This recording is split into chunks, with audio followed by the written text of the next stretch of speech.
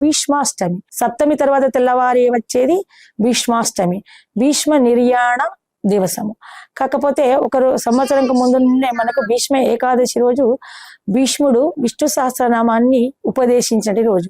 విష్ణు సహస్రనామం ఎలా ఉపయోగంటే ఎట్లాగా జనించిందంటే శంతన మహారాజు యొక్క కుమారుడు భీష్ముడు. ఇంకా ముందు కథ మనం భారతంలోకి వెళ్తే అష్టవసులలో ఒకడు భీష్మాచార్యుడు. అతని పేరు ముందుగా పూర్వమే శంతన మహారాజుకు సత్యవతిలకు వివాహం కాకముందు గంగాదేవిని వివాహం చేసుకుంటాడు. గంగాదేవి బ్రహ్మలోకంలో శాపానికి గురి అయ్యి మానవకాంతగా జన్మిస్తుంది. శంతన మహారాజు ఆమెను పెళ్లి చేసుకున్నాక భీష్మాచార్యుడు పుడతాడు. ముందు పుట్టిన 7 పిల్లల్ని ఆమె నదిలో పారవేస్తుంది. 8వ వాడు భీష్మాచార్యుడు. ఈయనకు భీష్మాచార్యుడు అని పేరు ఎందుకు వచ్చిందంటే కొంతకాలం ఇంకా పెరిగాక ఆమె కూడా నదిలో గంగాదేవి తన శాప విమోచనం అయిపోయి నదిలో వెళ్ళిపోతుంది. అందరి పిల్లల్ని నదిలో పారవేస్తుంది. కానీ చివరైనటువంటి ఈ దేవవ్రతుడు అతని పేరు చంద్రవంశ మహారాజు శంతన మహారాజు కలిగినటువంటి పుత్రుడు. ఈ దేవరథుణ్ణి మాత్రము వేయకుండా ఆపుకుంటాడు.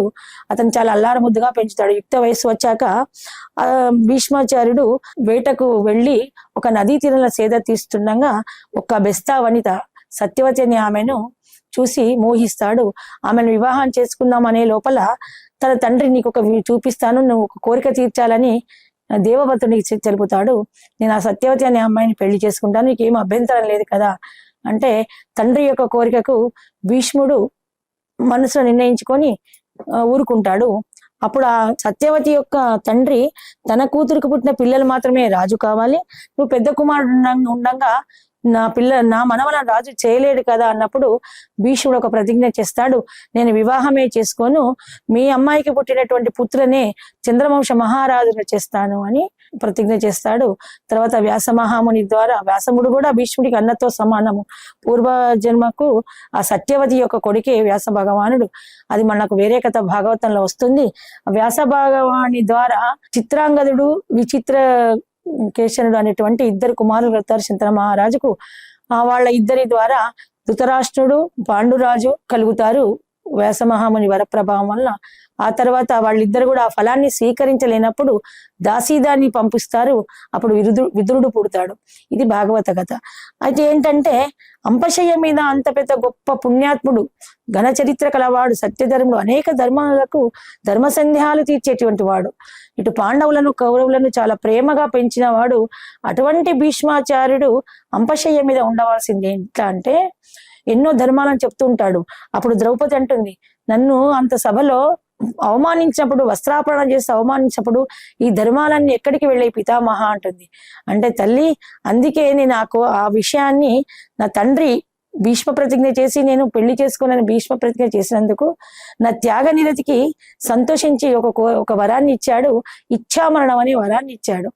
ఇక్కడ కురుక్షేత్రం అంతా యుద్ధం అయిపోయాక అర్జునుడు బాణాలతోనే ఒక మంచాన్ని, ఒక వేదికని ఏర్పాటు చేస్తే ఆ బాణ కొసలు కుచ్చుకోగా అంపశయ్యమై ఆ బాణాల మీద పడుకొని ఉంటాడు మన భీష్మాచార్యుడు. ఏంటంటే ఎంత దేహబాధను అనుభవిస్తాడంటే చల్లటి పుష్యమాసంలో చలి, ఆ చలిని అనుభవిస్తూ మంచు కురువంగా ఆ గాయాలు సలుపుతుండగా తనకు తానే శిక్ష వేసుకుంటాడు. ఆ బాణ కొసలు వెన్నులో కుచ్చుకొని రక్తధారలు కడుతుండగా అలాగే ఉంటాడు. ఆ విష్ణువును ప్రార్థిస్తూ నాకు తల్లి లేదు, తండ్రి లేడు, సకుడు లేడు, బంధువులు ఎవరు లేరు, హే కృష్ణ నీవే నాకు సర్వము అంటూ అనేకమైనటువంటి స్తోత్రపారాయణలు చేస్తాడు. అందులో నుండే మనకు విష్ణు సహస్రనామం భీష్మేకాదశి నాడు పుట్టింది విష్ణు సహస్రనామం. ఒకరోజు ఈ కురుక్షేత్ర యుద్ధం ఎంత అయినాక పాండవులు మరియు కృష్ణుడు అన్ని విషయాలు మాట్లాడుకుంటూ ముచ్చటించడంగా తక్షణమే మ్లానం అయిపోయి చాలా బాధాయుక్తంగా మారిపోతాడు కృష్ణ పరమాత్మ. స్వామి ఏమైంది, కృష్ణ ఏమైంది, ఎందుకలా మాట్లాడుతూ ఆగిపోయాడగానే అప్పుడు చెప్తాడు, మీ తాత పితామహులు భీష్మాచార్యులు అంపశయ్యపై ఉన్నారు, ఆయన ఆర్తిగా నన్ను పిలుస్తున్నారు. ఇక నాకు పుణ్యకాలం, ఉత్తరాయణ పుణ్యకాలం వచ్చే వరకు ప్రాణాలను అలా ఒడిసి పట్టుకొని దేహబాధను అనుభవిస్తూ ఆగాడు. ఎందుకు ఇట్లాంటి నీకు నీవే శిక్ష ఎందుకు వేసుకున్నావు అంటే, వంశానికి చెందినటువంటి ఒక అమ్మాయి, ఆమె మహాకృష్ణ భక్తురాలు ద్రౌపదీదేవి కాపాడమని చేతులెత్తి నమస్కరిస్తుండగా కూడా ఆ దుర్యోధనుని ఉప్పు తింటున్నాను కాబట్టి వాడి రాజ్యంలో అతని దగ్గర ఉన్నాను కాబట్టి నేను అందరితో పాటు ఏమి చేయలేక తలదించుకున్నాను. విదురుడు ఏం చేస్తాడు, ఆ ఇంటి కోడలికి అట్లా అవమానం జరుగుతుంటే, సొంత బావలే అలా వస్త్ర పొలుస్తుంటే తలలు దించుకొని, జూదంలో ఓడిపోయిన పాండవులు తలదించుకొని ఉన్నప్పుడు, హే కృష్ణ నీవే గతి అని ఆమె 2 చేతులు తిరిగి ఏమైనా అయిపోని, నా ప్రాణాలని హరించకపో, నా ప్రాణాలను తీసివే, నాకు ఇలాంటి అవమానాలు వద్దు. భారత స్త్రీకి ప్రాణం కంటే కూడా గొప్పది మానం. అటువంటిది నా శరీరానికే, నా సౌందర్యానికే భంగం వాటిల్లినప్పుడు నేను బ్రతికి ఉండేందుకు? ఇటువంటి పెద్ద పెద్ద వాళ్ళందరూ పితామహులు, తల నెరిసినటువంటి ధర్మాలు తెలిసినటువంటి పితామహులు కూడా అతని దుశ్చర్యలను, దుర్యోధనుని దుశ్చర్యలను వారించలేకపోతున్నారా అని కంటికి మింటికి ఏకధారగా ఏడుస్తుంది. అది చూసి తట్టుకోలేక తనలో కుమిలిపోతాడు భీష్మాచార్యుడు. అందుకు శిక్షగా 41 రోజులు నెల వరకు అంపశయ్య మీద ఉండి ఉత్తరాయణం వచ్చే వరకు ఆగి, తర్వాత కృష్ణ పరమాత్ముని తన విష్ణు సహస్రామాలతో చాలా మెప్పించి మరణమిమ్మంటాడు. మరణమిమ్మంటే మీరు వెళ్ళాక ధర్మ సందేహాలు తీర్చేవారే లేరు. ఈ ధర్మ సందేహాలకు అంటే భగవంతుడా నువ్వే సముద్రం లాంటి వాడివి, నువ్వుండగా అనేకమైన ధర్మ సందేహాలు తీర్చేవాడివి నువ్వు ఉండగా స్వామి నేను తీర్చడం ఏంటి పాండవులకు అంటే ఆయన చెప్తాడు, సాగరం ఉన్నా తాగడానికి ఒక చెంచా నీళ్లు కూడా ఆ సాగరానికి పనికిరావు. అవి సూర్యుని ద్వారా ఆవిరయ్యి మేఘాలను చేరాలి. మేఘాలలో ఈ నీరంతా కూడా తీయని మధురమైన నీటిగా మారి నదుల్లో వర్షించాలి. అప్పుడే ఆ నీరు తాగడానికి యోగ్యమవుతుంది. నేను చెప్పేది తత్వం అవుతుంది, నీవు చెప్పడం వల్ల తత్వ దృష్టి అవుతుంది. అందుకని నీవే ఈ ధర్మాలకు సందేహం చెప్పాలి. నీవు అనుభవసారివి, నేను చెప్పితే వీళ్ళు వినరు.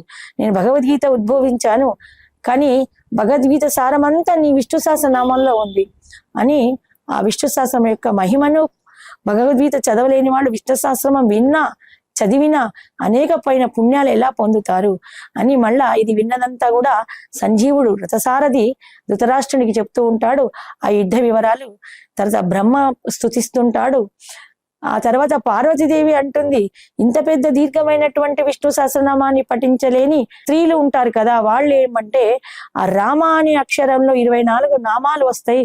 శ్రీరామ రామ రామేతి రమే రామే మనోరమే సహస్రనామ తత్తుల్యం రామనామ వరానని.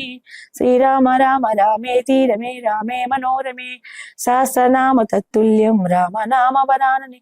ఇది ముమ్మారులు చదివితే విష్ణు సహస్రనామం యొక్క ఫలితాన్ని ఇస్తాడు భగవంతుడు అని మనకు పరమేశ్వరుని ద్వారా పార్వతీదేవికి తెలుపబడినటువంటి కథ. అయితే భగవద్గీత చదవలేని వాళ్ళు విష్ణునామ సహస్రాన్ని చేయాలి. విష్ణునామ సహస్రం చేయలేని వాళ్ళు కనీసం శ్రీరామ రామ రామేతి అని చదవాలి. ఇది చాలా మోక్షదాయకమైనది. నిన్న మనం చెప్పుకున్నట్టుగా దేశ కాలమాన పరిస్థితులను బట్టి మనము ఈ పారాయణ గ్రంథాలని పటిష్టం చేసుకోవాలి.